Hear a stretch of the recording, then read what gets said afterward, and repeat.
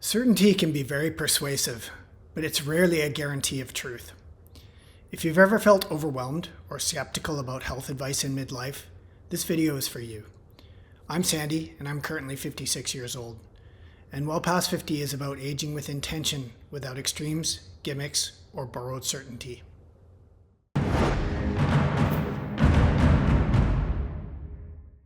Back in the early 1990s, the TV show X-Files popularized a simple idea: the truth is out there. At the time, that felt mysterious. Today, it feels obvious and overwhelming. We live in an era of infinite information.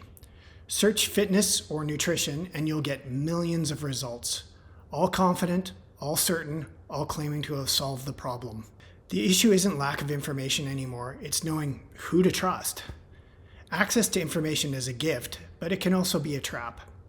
For every thoughtful practitioner or well-designed study, there are dozens of people who are exceptionally good at sounding credible. Add algorithms, financial incentives, and confirmation bias, and the line between evidence and marketing gets very blurry very fast. After years of learning the hard way, I now run almost everything through one simple question: who says, and with what authority? That means asking, who created this content? What is their training or lived experience? What evidence supports their claim? And who benefits if I believe it? Now, credentials matter, but credentials are not always enough. And studies matter, but they're not infallible. Experience counts, but it's never universal. History is full of confident experts being wrong. For example, doctors once promoted cigarettes. Entire industries have been built on ideas that later collapse under better evidence. Now, that does not mean reject science, it means understand its limits. I had to learn this lesson myself. Early in my career, fresh out of university with a health and fitness certificate, I became a personal trainer, and I was confident, very confident. I prescribed training and nutrition plans assuming that what worked for me would work for everyone else. The plans were grounded in what I'd been taught, reinforced by my own results, and validated by gym culture. Looking back, I cringe. Not because everything I did was wrong, but because my thinking was rigid. I was young and cocky. I didn't yet fully understand individual variability, or how dramatically age, stress, and lifestyle changed the equation. At 25, I could look at a dumbbell and get fitter. At 56, I know better. If there's one thing age has given me, it's skepticism. Not cynicism, but humility. I'm certain that 10 years from now, I'll see flaws in some of what I believe today. New research will emerge, better tools will exist, and I'll have learned more.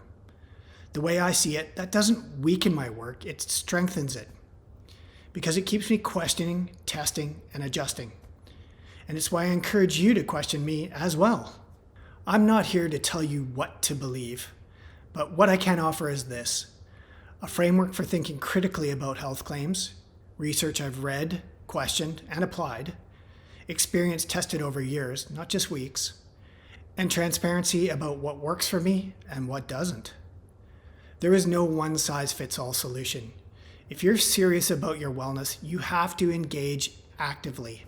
And what I mean by that is you have to learn to think, to question, and above all else, test safely. No expert can do that for you.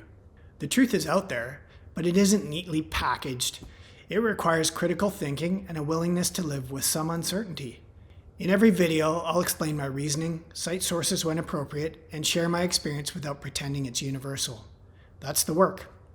And if you're willing to do it alongside me, you're in the right place. If you want more of this kind of content, you're welcome to subscribe. New videos come out regularly.